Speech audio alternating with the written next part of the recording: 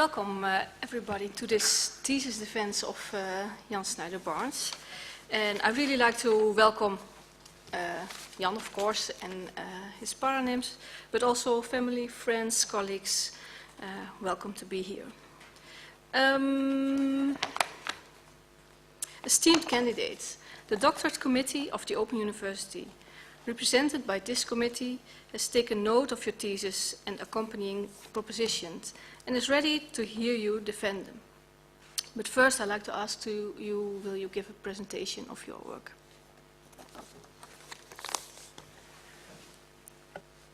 Most Honorable Chair, dear members of the Doctoral Committee, family, friends, colleagues, future colleagues, thank you for giving me this opportunity. 200,000 years ago, humans stepped on Earth for the first time. One key difference between humans and all animals in this planet is that newborn humans come to this world with an underdeveloped brain. Genes provide basic guidelines for our neural networks, but learning ends up shaping who we are and who will we become. So, how have we learned in all these years? Well, for 160,000 years, we learned without the use of any known technology. We learned through trial and error, word of mouth, and imitation, which are great methods for learning, but not perfect. They rely on human memory, and human memory is not that reliable. But we are smart, and some 40,000 years ago, we discovered how to print our thoughts on the walls of caves. Then, 4,600 years ago, we discovered how to print our thoughts on rolls of papyrus. On the 15th century, the printing press was discovered, and mass production of books started. Nowadays, at the reach of our hands, if we have a mobile device connected to the internet, we have access to virtually all information in the world. So what's next? How else can we use technology to continue to enhance learning? Let me talk to you about my research on sensor-based learning support. And I want to start with the definitions of sensors, which, in a very general sense, sensors are components that measure certain values and properties. Examples of sensors can be cameras, microphones, thermometers, and so on. My guess is that many of you have a smartphone with you. If that's the case, you are already carrying a device with multiple sensors in it. So they are popular, and therefore I think it's worth to investigate how can they be used to support learning. When we started our research, we came out with an insight, and I want you to explain this insight with an example of traveling by plane. Before you board the plane, you need to know that you're in an airport. And you can know that you're in an airport by using your ears and listening to certain auditory cues. Hey, it's geen audio hier. Oh, well, you can hear something saying, flight 819, please proceed to the gate. Or you can also use your eyes and see some visual hints telling you that you're in an airport. The specific sensor is not really that important, or the specific sense that you use to know that you're in an airport is not that important. The same happens with sensors. The specific sensor is not really important. What is important is knowing that you're in an airport. And having this in mind, we conducted a literature review, and we discovered that sensor applications have been designed to support a vast number of learning domains. These apply also to the cognitive, affective, and psychomotor domain of learning. And sensors have also been used to provide feedback to learners. Of course, nothing is perfect, and most of these sensor applications show no evidence that they actually help learners to improve. Also, the feedback given by sensor applications was usually limited by alarms that emit some sound or vibration or light whenever something goes wrong. Taking these limitations into account, we decided to focus our research on investigating how sensors can be used to develop nonverbal communication skills for public speaking. And for that, we developed the presentation trainer.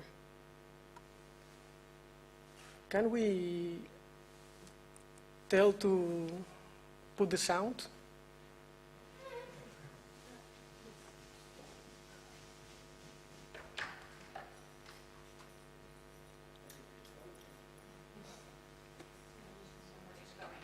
Goed. Yes. Geen sound. Ik hoor een brommen hier, toch? Ja, het werkt. Ik hoor een brommen, even kijken. Gaan we slopen? Nee, ik heb geen geluid. In de regiekamer bromt hij.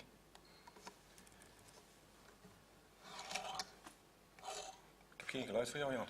Okay, Sorry. need to improvise.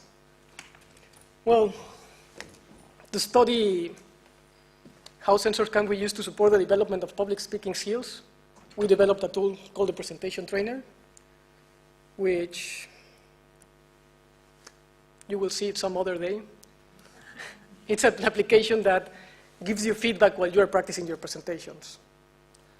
And one important thing to do in order to develop such a tool is to know under which rules should the presentation trainer operate. And in order to address this question, we conducted an expert study because there are plenty of resources telling you how to speak in public. However, all these resources have a very subjective point of view, and we wanted to have a more broadened point of view. And for doing that, we interviewed experts in public speaking. We interviewed some teachers, actors, and TV, even a very famous TV presenter in the Netherlands. Thanks to the interviews, we were able to identify 131 nonverbal communication practices that affect the quality of a presentation. So we have the rules. Now we need to know how to give feedback to learners. And we started this research with a version of the presentation trainer that looked like this. Have you ever had a teacher that everybody in the classroom loves, but that at the end, nobody learns anything with him? Well, this version of the presentation trainer was similar to this type of teachers. Participants that tested it liked it, but they were not able to follow the feedback that the presentation trainer was giving. So we tried to improve. And have you ever had a teacher that almost nobody in the classroom likes, that he only confuses students? This version of the presentation trainer was similar to this type of teachers. Participants found it really difficult to practice a presentation while receiving all the feedback that the presentation trainer was giving. So we tried to improve, and we create a version that looked like this, that it gives at maximum one feedback instruction at a given time. We tested the version, and after practicing 5 times with the presentation trainer, participants on average reduced 60% of their mistakes. We tested it some other time, and after practicing 2 times, according to a human jury, participants improved their presentations on 21%. So we have the rules. We know how to give feedback now, but every little thing you do when you are here on a stage communicates something to the audience. Generally speaking, you want to communicate that you're confident, happy, and open. But this might not always be the case. Therefore, there is no right way to do a presentation. To address this point, we developed a self-reflection module for the presentation trainer. So after practicing your presentation, the presentation trainer shows you different modules, different reports that allow you to reflect about your performance. When we tested it, one of the best findings we found is that 1/3 of the participants, while they were looking at the reports, without being asked, out loud they say like, if I really want to improve my presentation, I need to rewrite it. And for me, that's exactly the purpose of the self-reflection module. So we know the rules. We know how to give feedback. We can help people to self-reflect, but what happens if you arrive to the stage and your legs start shaking, your arms start shaking, you get tunnel vision, your mind gets blank? How can we help somebody with this? Well, for that, we developed the boot, which is an application that, in theory, it trains learners to become superheroes. In fact, the boot guides learners through a series of psychological steps, psychological exercises that are designed to help learners to be on a positive and supportive state of mind. We tested the boot, and participants, after using the boot, reported to have less negative emotions and more positive emotions. So, we have the rules. We know how to give feedback. We can help people to self-reflect. We can even help people to be emotionally in a nice state of mind. Sorry, I lost breath. It's a long path. So the next step is to see if these tools are ready to be introduced in schools. And for that, we took them into a school and tested them with first-year secondary school students that were following a course on giving presentations. We found that students like the presentation trainer, but in order to practice with the presentation trainer, you need to have a quiet space where you can concentrate and practice your presentation. Secondary schools do not have these spaces, so that's a big limitation. Then, when comparing the presentation trainer against the booth to help people to prepare to give a presentation to an audience, we found out that the booth actually helped students to become more confident and less stressed, and also help the students to get better grades in terms of peer assessment and self-assessment. Of course, there was some trouble. Students, after using the booth, became so confident and energetic that they decided to skip their lectures, and that's just not really acceptable for schools. In few words, there is still work to be done in order to introduce successfully the presentation trainer and the booth into schools. To sum up, in this PhD, we found some evidence showing that sensors can help learners, can give feedback to learners, and can help them to improve their performance. We also found evidence showing that sensors can help people to acquire a positive and supportive state of mind. Now, to conclude, thanks to learning, we have not only survived. Thanks to learning, we have created a civilization that in terms of complexity outshines everything in the known universe. 200,000 years ago, we opened our eyes for the first time. Just look at what we have done so far and think, where would you like to take your next step into the future? Thank you.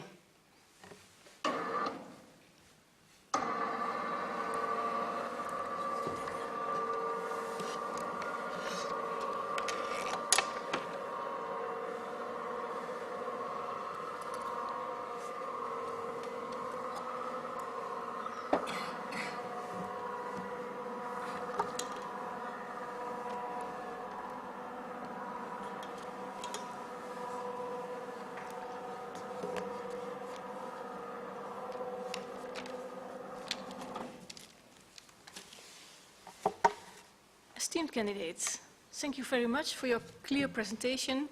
Even without sound, it was clear. So thank you very much. We will start the opposition, and we start the opposition with Professor Xiao from the Shanghai Open University. You have to and put on. Yeah.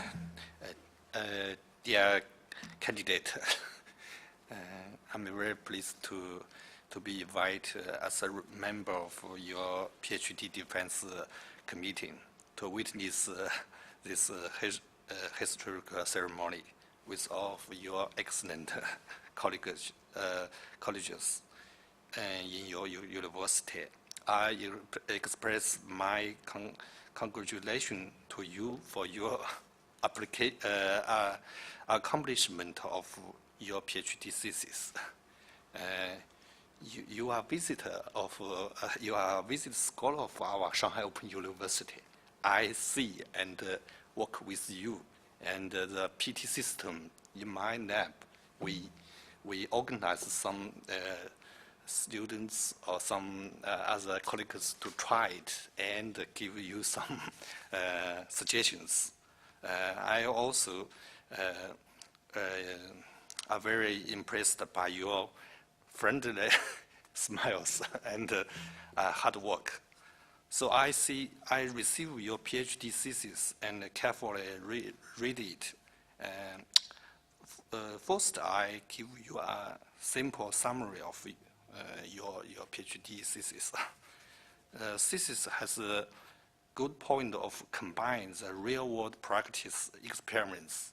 I think the PT system is a good experiment for teacher for training or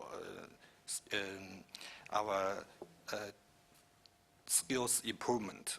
And your paper also provide adequate literature study that motivated the three iteration experiment. Also, the well-written written discussion for each step enhances the understanding, and the well-organized summary in each step that naturally forwards to the next and the iteration.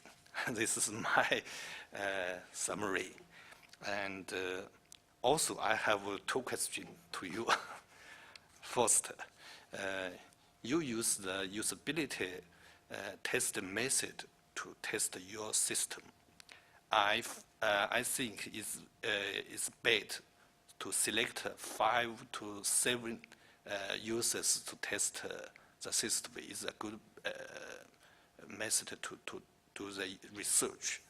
But I found your user selection is the same background, your colleagues, computer sciences. Maybe from the quality, the test quality view, I think maybe select different kinds of background people to do this. Okay. Okay. So, but why I want you explain why you selected these users. I think maybe you have your reason. So this is my question. And second question is,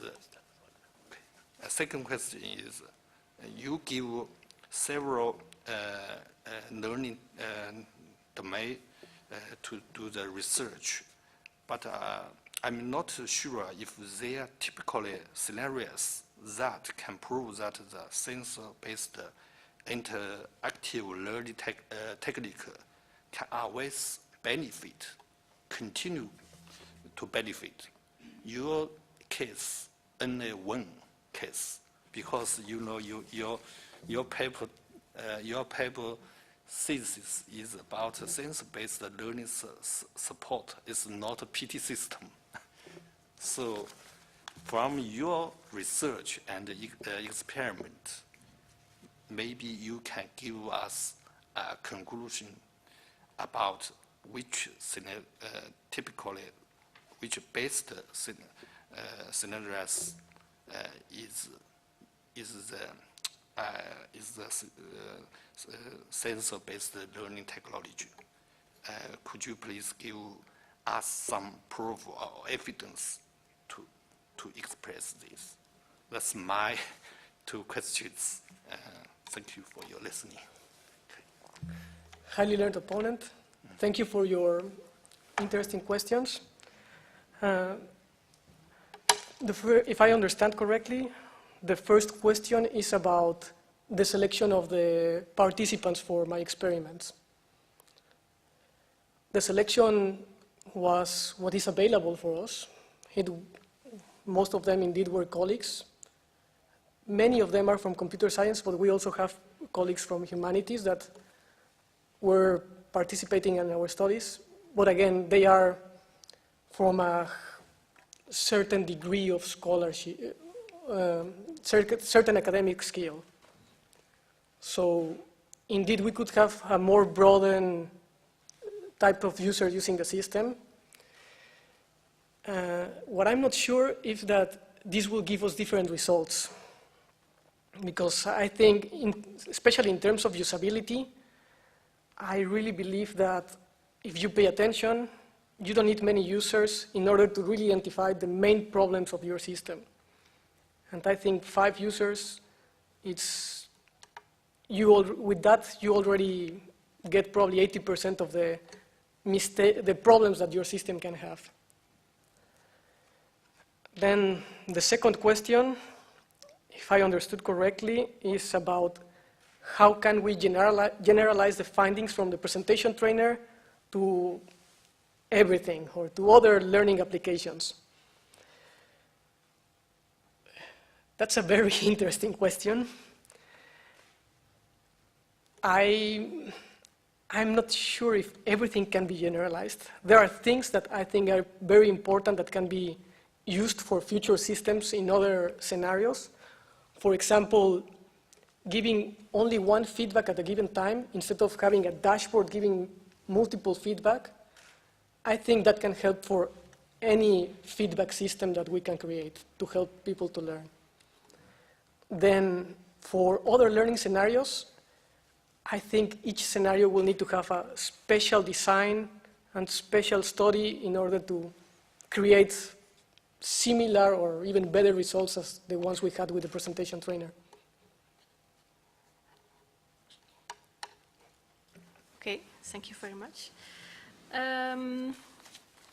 Professor Luiten from the University of Hasselt will continue. Esteemed candidate, Jan, I'm very happy to meet you again after this long time in this context.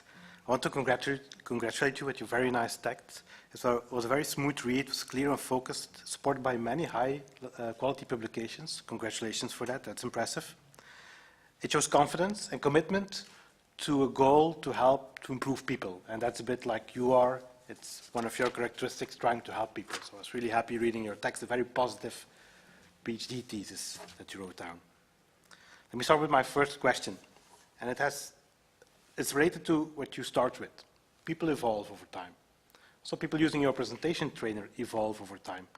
And I think in essence, your system is much more than a learning system, it's a behavior change system. And I was wondering whether you had some perspectives on how presentation trainer actually tries to encompass behavior change over a longer period of time. Because now you did some trial runs with users, you checked how they improved, but it would be interesting to know and to learn what it could do over a longer period of time to induce certain types of behavior change. Highly learned opponent, thank you for your question and your comments. I highly appreciate them. If I understood your question, you want to know somehow the long-term effects of a system such as a presentation trainer. Unfortunately, we didn't have the opportunity to do this type of studies. I think one key factor of the presentation trainer is that it was new and people liked it immediately because they never saw something similar. So in order to have a long-term benefit, we need to add more, be careful in having more design, have people to do certain different tasks with the presentation trainer. So probably week 1, try the introduction of your presentation. Week 2, try how would you explain some statistics, or have certain lectures prepared for it. And I think once we have that, it can get great benefits. In terms of also how it can be used in the long term, I think it fits perfect for having a lecture where the teacher normally tells a lecturer on how to give presentations. And usually in these lectures, students only have one chance at the end of the semester to present again, and it's almost fail or very good. With a tool such as the presentation trainer, students have the chance to practice. If they have it at home, they have the chance to practice as homework every time. And you can even send the results of the homeworks to the teacher, and the teacher can help students to give directions and better feedback. Okay. Following up on that question, I was thinking about the way you provide feedback. You provide feedback to improve their posture, their pace, the movement they use. But I was missing one thing, and I want to discuss about this with you. I was missing intelligibility in the interface. I'm a big fan of intelligibility, which means that the interface should also explain why it provides feedback. What's the reasoning? So I would assume that that would be like one deeper level of learning, that you also get the reasoning behind. I was wondering, did you experiment or did you think about that? Or what kind of intelligibility or explanations would you add to get to that next level of learning with the presentation tool? Thank you for your interesting question. If I understand correctly, is how to make the feedback more comprehensive, and yes, indeed, how to add why you are giving the feedback and not just, in a behavioristic example, correct learners.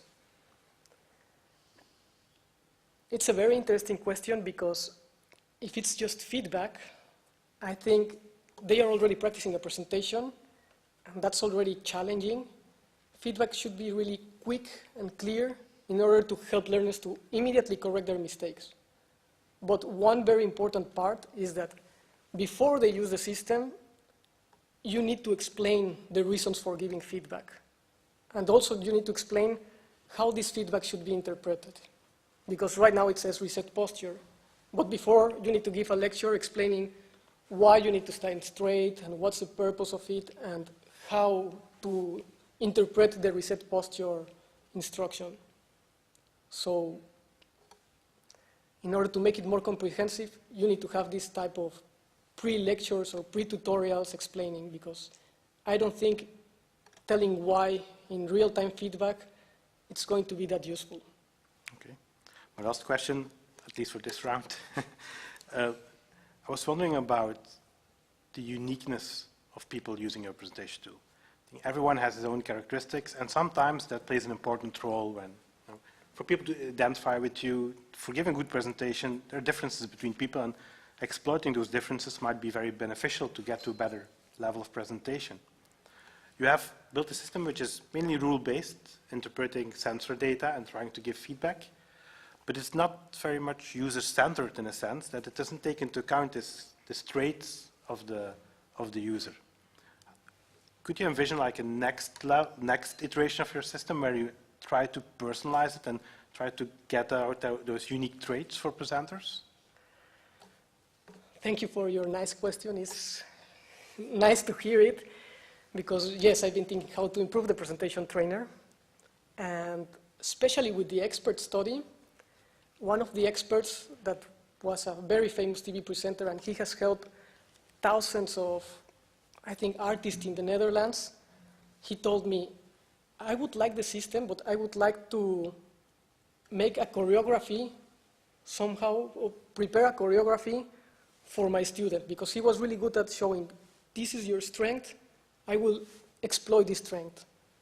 So I think that that's a little bit the way. You design how you want to give the presentation, and based on this design is the feedback that you will receive while practicing.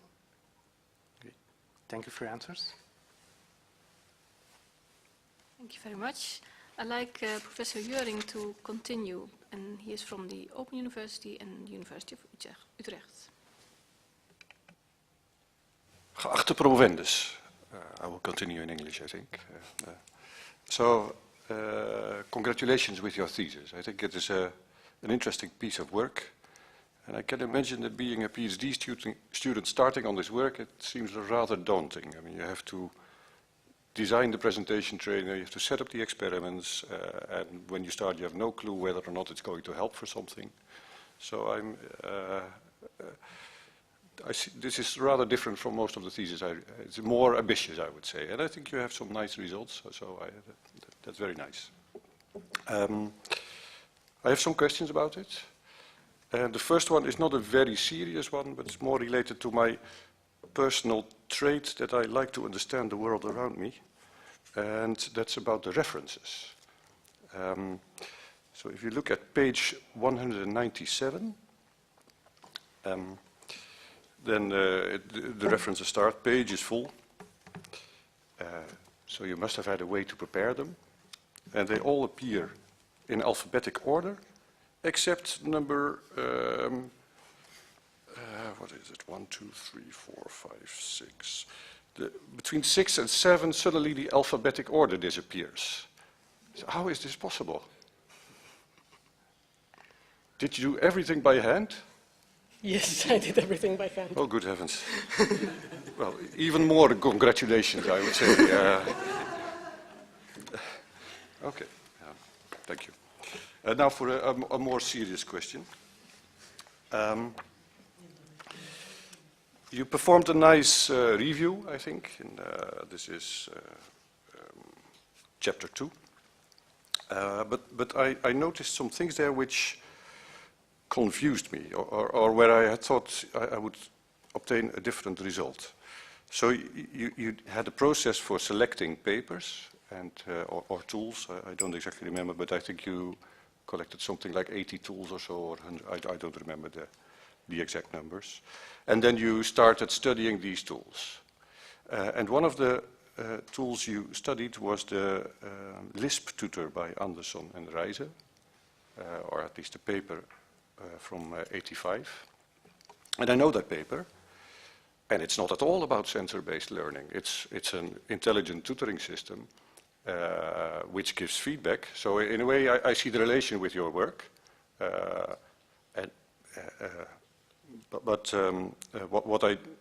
So I see a relation, but it's not about sensors. So the relation is pretty distant as far as I think. So how did this paper, and there is more of them, I think. So I think I noticed 4. I forgot exactly which papers they were. How did these papers end up in your review? And I think it must have been a mistake, but maybe you can explain it. Maybe I'm wrong. Highly learned opponent, thank you for your question. It was a premeditative mistake. No, it was not a mistake. We actually, I don't remember exactly where, but we defined that sensors, for this review, sensors are everything that automatically can capture something that was inputted by the user. And I think these tutoring systems, they automatically capture certain performance of the user and can give feedback based on that. Yeah, I see that point, but there are thousands of systems that do that, I think. So where did all those 1,000 systems go? I mean, you select either all of them or none, but why 4? Yes, I think they were the most famous systems about that, the most known, the ones that have the more impact so far, and we wanted to include them. Okay. So that's not really systematic then. You might say you selected some. There were some. Okay. Another question I have is also related to intelligent tutoring system. There is a category of intelligent tutoring systems, constraint-based tutoring systems. I guess you've heard about it. There's Nov24. So it's what these systems are is you specify a problem domain by means of the constraints that hold for the for solutions. So you have to develop solutions that satisfy the constraints you specify. So for example, Nov24 in New Zealand, she has developed an SQL tutor, which is a constraint-based tutor. Then you specify the constraints that you require from a query, a database query, and then students input these queries and get feedback based on whether or not their solution satisfies the constraints. So your system is also a constraint-based tutor, I think. I mean, your presentation tutor has a number of constraints which you have to satisfy, and based on, I think you primarily look at violations of constraints, but the constraints are the essential component of the machinery, of course.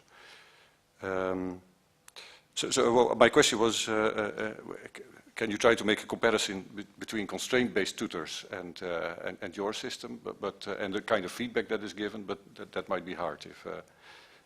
So one of the aspects of constraint-based tutors which they investigated is giving positive feedback. You looked at that a little bit too, but not as much, I think. So that might be one of the things you could maybe explain a bit more. Sure. Thank you for your question.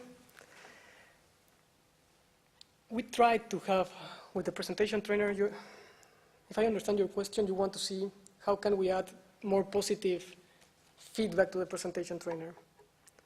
Actually, that was the plan.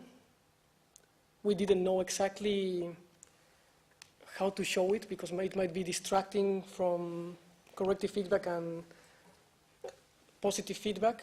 And that was the plan because experts and everybody tells if you're correcting, people will get their self-esteem damaged. However, we found that people don't mind being corrected by a machine. If a human tells 2 times stand straight, that will discourage the student. But a machine can tell that 100 times, and students is like, oh yes, oh yes. So we wanted to investigate on how to provide positive feedback, but when we saw that it wasn't really needed, we stopped there. It doesn't mean that it's important and that we might add it later on. Yeah, so there is also Mitrovic say that apparently, at least in some cases, it also helps to learn indeed. Okay, thank you very much. Thank you very much. I'd like to ask Professor Kalt from the Open University to continue. Esteemed candidate Diane, first of all, congratulations for this impressive thesis. I think you have set quite some standards here for a very interdisciplinary piece of work. And you have also set some standards in terms of putting your tools into practice. You have won several demo awards. I also could see some presentations. So in that sense, I had expected that we see the presentation trainer also today in action, but maybe that would be too risky. So again, congratulations. I think you have worked against quite some constraints and you were very successful, a very hard worker. And I find it a pity that we stop working together very soon. I have 2 questions prepared for you. The first one is related to the methodology you've chosen. It's related to design-based research. I think your work shows some dimensions of design-based research. You looked at literature gaps. You combined qualitative and quantitative analysis. You had an iterative process. Nonetheless, I'm questioning a little bit your end-user involvement in the study. You showed us in the presentation that in the end, in schools, it was not usable in that way. Maybe if you would have involved end users earlier in the process, you could have known that earlier. So I'm asking a little bit, would you see some alternative routes how to involve end users earlier? Because this is one of the most important components of design-based research to overcome the theory-practice gap, that you work with end users also in the design of these systems. So I would like to hear your opinion and your ideas about end-user involvement in your research and how you could maybe improve that. Highly learned opponent, thank you for your question. If I understand correctly, you are asking how to better involve the end users of the system at the end. When we started the presentation trainer, we did not have in mind first-year secondary school students. We had more bachelor students, which were or master students, which were the ones for I think chapter 5 and chapter 6. I don't remember the number of the chapters. And actually, it was a surprise for us seeing that for secondary school students, it didn't work as we expected. We actually were thinking, we already have everybody will act the same way with the presentation trainer, and we were wrong. And I think that's a great finding for science. It's not that good finding to have a nice published paper, but for science it's good. And how to involve those learners beforehand?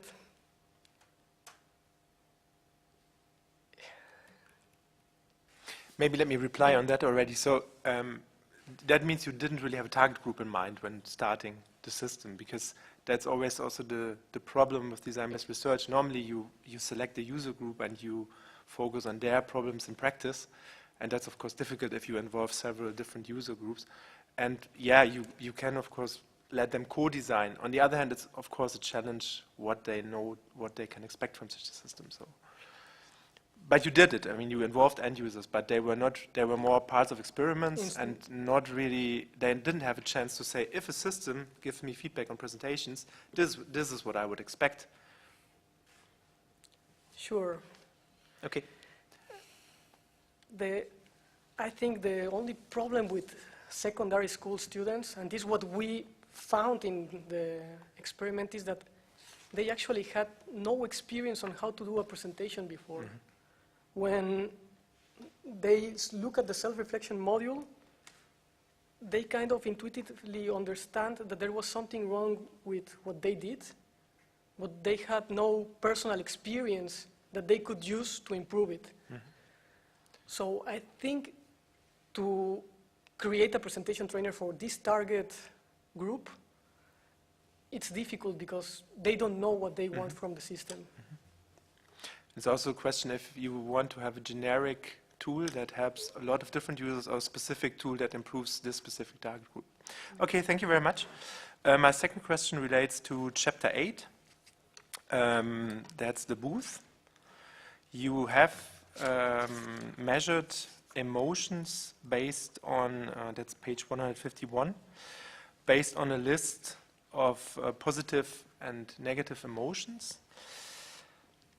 I have to say I was a little bit surprised about this because you have a thesis about sensor-based learning support, and I would have expected that you choose sensors to measure emotions rather than a list. So first question is, why no sensors? Why such a list?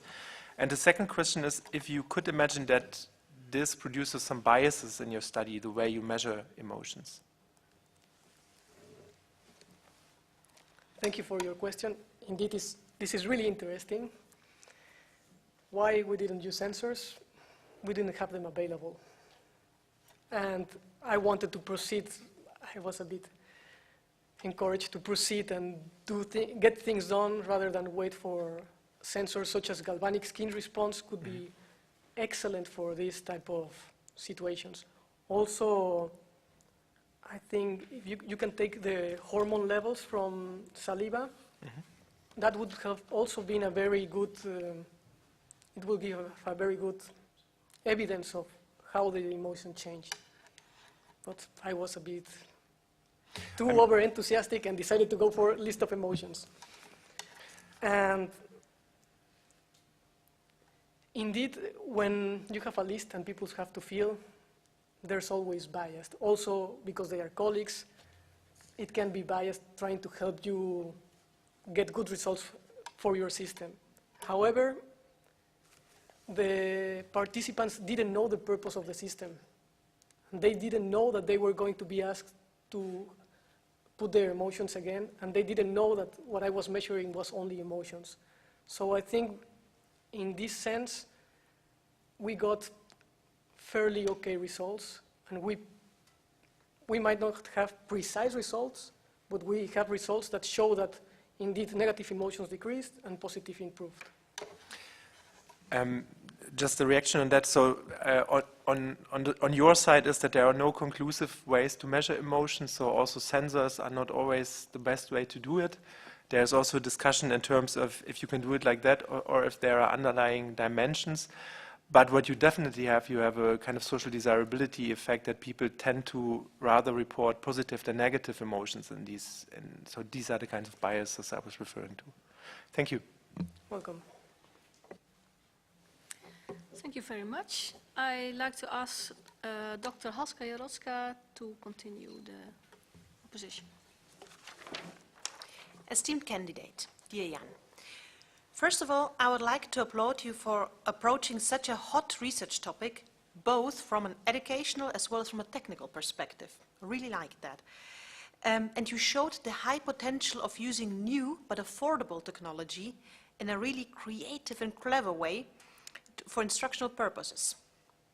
On top of that, and that was already mentioned, your really extensive research work demonstrated its quality with already 3 published articles in peer-reviewed journals, 1 book chapter and 2 as peer-reviewed conference papers. So congratulations on that from my side as well. But apart from this appraisal, I also have 2 questions that I would like to ask you to elaborate upon. Let me begin with the first one. And I would like to start actually very basically, so with the title of your thesis. So your thesis is entitled Sensor-Based Learning Support. This is a very broad title, but on the other hand, I'm also not sure whether it fully covers your work. In particular, I was wondering to which extent the presentation trainer and also the booth that you have developed are really sensor-based learning tools. Indeed, the presentation trainer does use sensor as input data, but this is not where it stops. It uses this data for several sorts of feedback and also implements some sort of modeling and even later self-awareness, and Professor Uring was referring to it as a sort of tutor. Shouldn't you rather have called it an iterative, sensor-based feedback tool to enhance the acquisition of non-verbal skills? I admit that is a less catchy title for a thesis, but wouldn't it be more accurate? And could you justify your strong emphasis on sensors? Wasn't this maybe a rather technological reason and a theoretical reason from the learner's perspective? I'm curious to hear your take on that, or alternatively, to hear the new title of your thesis.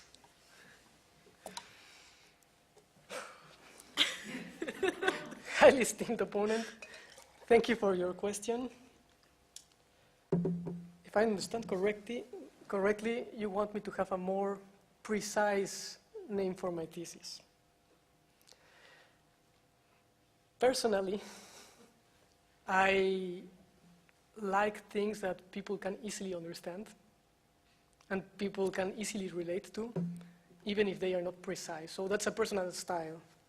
And I agree, the title of the thesis is not precise enough. We really quickly went to feedback using sensors and really quickly went to presentations and presentation trainers. So it's not precise, and I'm not sure if I would like to change the title. Okay. But can you maybe justify a little bit more than why you focus that much on sensors? Because I think we discussed now several times that there are more aspects than sensors. Sure. Is there a reason for this strong focus on sensors? Yes, thank you for your question. We focused on sensors because they are getting available everywhere. You have them in your mobile phones. We already start having smart devices everywhere. So we want to see how a pervasive technology can immediately be used for learning. And we found in the literature review that it can be used in a really enormous way. I mean, you can use sensors for teaching physics if you want. You have the sensor, you get the measurements for your experiment, and that's a way for learning with sensors. And yes, there are the possibilities. I would dare to say that there are infinite, and we have to constrain to something at some point. We thought that feedback is one of the most powerful interventions in learning, according to Haiti and Timperley, and we decided to go in this direction first, especially because it makes sense that sensors can be used to track the learner, and why not investigate how they can be used, this information can be used to provide feedback. If I may, I would like to follow up with a second question. In the beginning phase of your iterative design, you faced the issue that users were overloaded with the tool. And I must emphasize that I found it a very good decision to restrict the amount of feedback given at the time in later versions. I think this really made it really stronger. Still, I can imagine that this overload could even occur with the latest and improved version of your tool, depending on the background of the learner. So my question to you is how to deal with and how to measure cognitive load when using this tool. Maybe you even have some advice on when to use your trainer to minimize this issue. And this goes maybe a little bit in the direction of comparing really the last application in schools versus like applying it to students. So for instance, when you have already mastered basic skills of presenting, like such as making the slides, knowing what you want to say, so you can mainly focus on the art of presenting itself. What would be your ideas on that? Thank you for your question. If I understand your question correctly, you are asking that the new version can also give some type of overload for students or learners, and that how to improve it maybe. And how to measure that? How to measure that, yes. And maybe how to take this into account, yeah. Yes, we try to measure cognitive load once. We had the honor to go to Shanghai and test it with the EEG sensors. but we were not able to find anything out of the data given by the sensors. I'm not sure if it's because these sensors are very good for tasks that only require one focus of attention, such as reading, watching a video, and those things. Giving a presentation, you are talking, you are looking, so you are always kind of distracted according to this system. So unfortunately, we wanted, that was our ambition, but we were not able to measure the cognitive load. And I agree. This modified version, this new version, it's a bit too much for students. I kind of like it, personally. I liked to see participants doing the presentation and then say like, okay, I stop talking, and then continue, and then they lose the track of what they wanted to say. Mm-hmm. That happens. And personally, I find it amusing to see. And I think probably it also helps them to learn. These distractions and interruptions, I think it can help them to become more focused and try to do it better next time. Thank you. Welcome. Thank you. I'd like to ask Professor Luiten if he has some questions. Esteemed candidate, since you've been working on the system for several years now, are you a superhero now?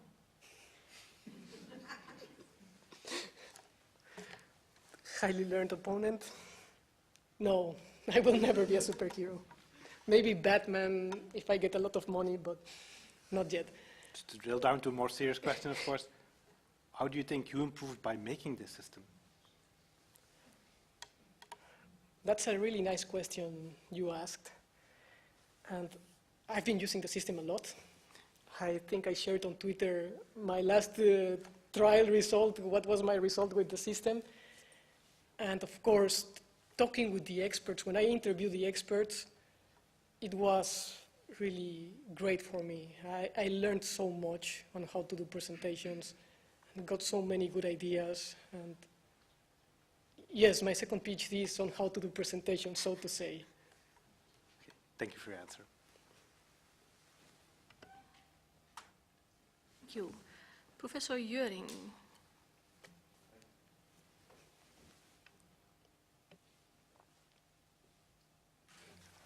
I can ask a question about your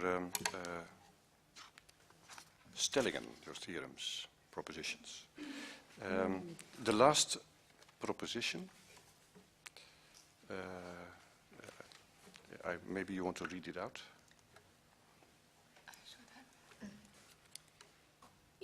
In order to prepare learners for the challenges that the automation era can present, educational systems should shift their focus into teaching learners how to best live. So this proposition contains, the way I understand it, kind of morality. And I was raised in church and left church, and I was raised in a in a world that gave me moral rules, which I, for part at least, really disliked. So I don't want teaching systems to give me moral support. I like to get feedback if I do my presentations wrong, or it's a kind of standard rules. But I don't want systems to teach me how to best live. Highly learned opponent. Yes, the proposition was not for technological systems, it was for educational systems. I believe that we are entering an era where everything gets automatized. I mean, a simple guy, with the help of a great team, created a system that automatized some teaching tasks. And technology is only going to become better in the future. So I think teaching people just to do some tasks, just to be an engineer, just to be a doctor, might not be really necessary in the future. And probably we'll need to think and reflect. And it's not an easy task because I don't think there's one answer on how to best live.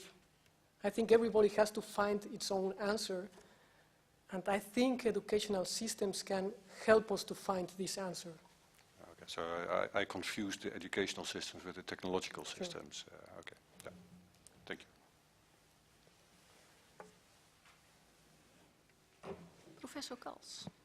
Esteemed candidate, I think one of the specific advantages of your system is that you allow people to get feedback for something that they could hardly do in another context. Because if I want to improve my presentations, I have to give presentations. And I think this is a kind of constraint or barrier for people to improve their presentation skills, because they have to get into practice to improve.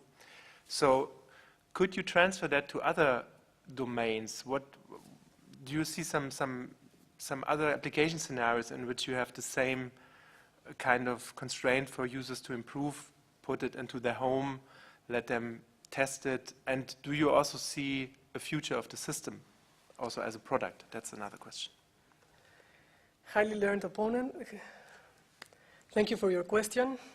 I have the honor here to have my self-defense teachers on the audience. Teaching self-defense, of course, you need to practice it with people and in the most real scenario possible. But if I take a lesson, it's probably once a week. Maybe I can practice by my own without the help of a teacher. And a system that allows you to practice and get some feedback, even if the feedback is not as good as the one of your teachers, I think can help you a lot to improve. In terms of the future of the system, I would like to improve it, make it better. I hope to continue a bit the research in my research path in this focus. Unfortunately, I'm not sure if you know, Kinect is not longer supported by Microsoft. I hope that some new depth cameras will arrive and we can use them with these depth cameras, and for sure I would like to finish what I started. Thank you. Dr. Jarocka. Esteemed candidate, another probably difficult question that I have for you concerns the experimental design of your effects. I must say that I wasn't very convinced by your first test in chapter 4, where you basically measured the effect of your training with the same thing that you trained with. But I really liked the road you took then in chapters 5 and 6 and the upcoming ones.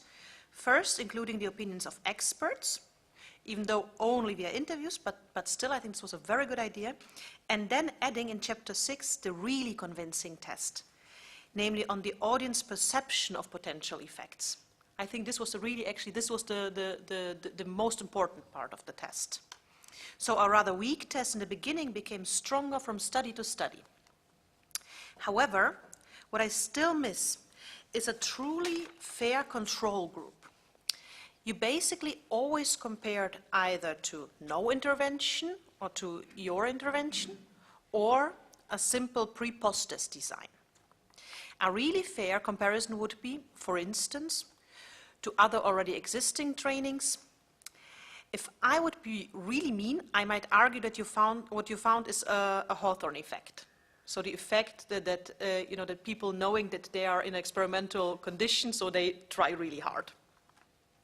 So what is your take on that? And with which aspect of regular presentation training courses, I'm sure you know now how they look like, do you think your presentation trainer could compete? And how could you in future, maybe in future research, design a more fair experimental design?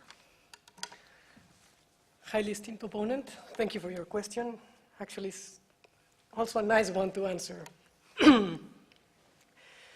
If I understand correctly, you first want to see how to design a more stronger study so that the evidence is clear that the presentation trainer worked.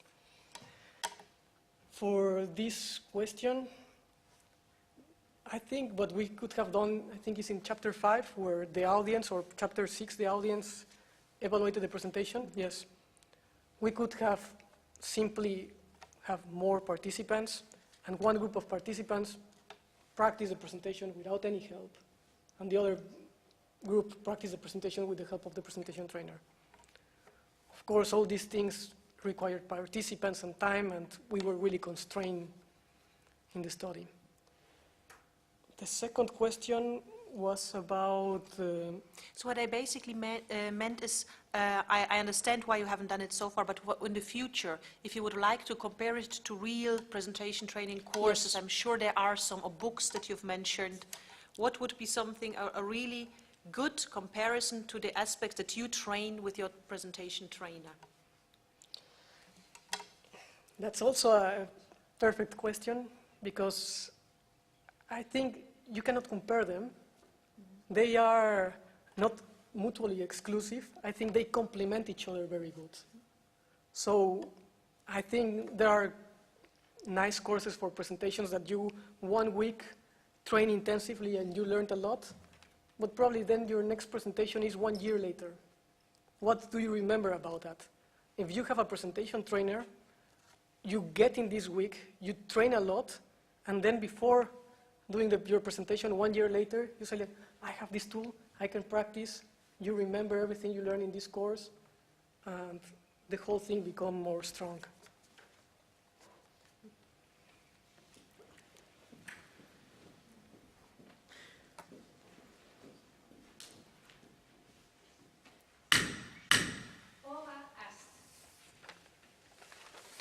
Esteemed candidates, the committee likes to thank you for your defense, and I like to thank all the members of the committee for their questions, and I like to ask you if you will sit in the room, because we are going to retire to deliberate.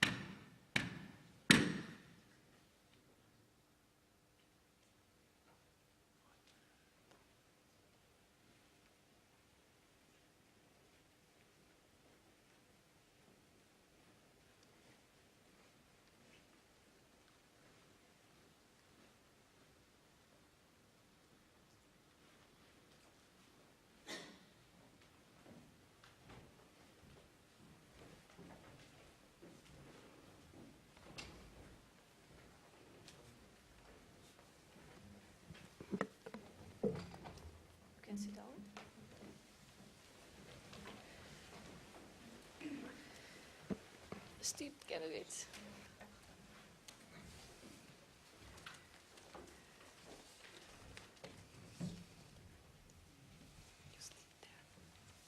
Esteemed candidates, the Doctorate Committee of the Open University, represented by the committee, has decided to confer upon you the degree of doctor. Your supervisor, Professor Specht, is empowered to bestow this honor upon you. Professor Specht. By virtue of the powers vested in us by Dutch law, in accordance with the decision of the doctorate board, I confer on you, Jan Schneider, the title of doctor, and all the rights and all the duties to science and society associated by Dutch law or custom to a PhD degree at the Open University of the Netherlands. Do you promise to work in accordance with the principles of academic integrity at all times, to be careful and honest, critical and transparent, independent and impartial? I promise.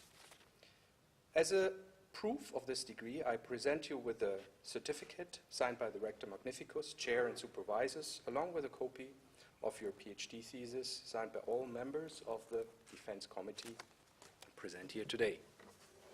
First, this one. Congratulations. Thank you.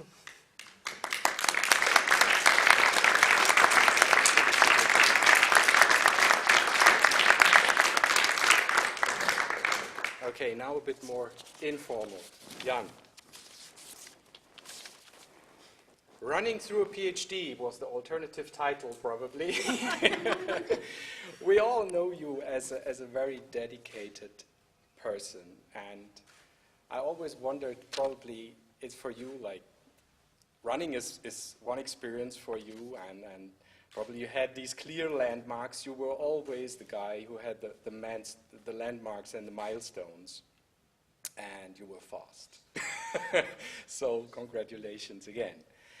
And talking a bit with the colleagues, and there are some other competences you developed even further with this experience. So we always experienced you as a very optimistic person, even sometimes when experiments they go very wrong, but you are the person coming out of the experiment or coming out of your design and your work and think, oh, but I've learned this. So I think really as a symbol for what we see also with your superhero booth, one thing, one treat you really developed is, like mentioned already by your former colleague, getting the best out of yourself and getting the best out of the others you work with. So congratulations with this.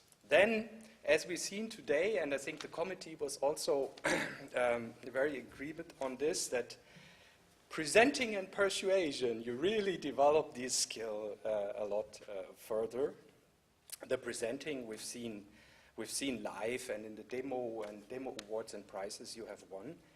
But probably one of your highest achievements was really in a holiday season to convince and persuade 50 of your colleagues to participate in a study with your presentation trainer. So I think to achieve this is really a high achievement. And then, of course, some things we only touched at the side, but some of your colleagues had the experience of this. So I recommend some of the competences we have not seen today. Probably we will see this evening, but be aware when you go into a bar or a club with Jan. So you will see another performer there. So again, congratulations to all your work and your spirit and the ideas you brought here. And I wish you all the best for your future and hope that we will find a lot of chances to work together. Thank you. Thank you very much.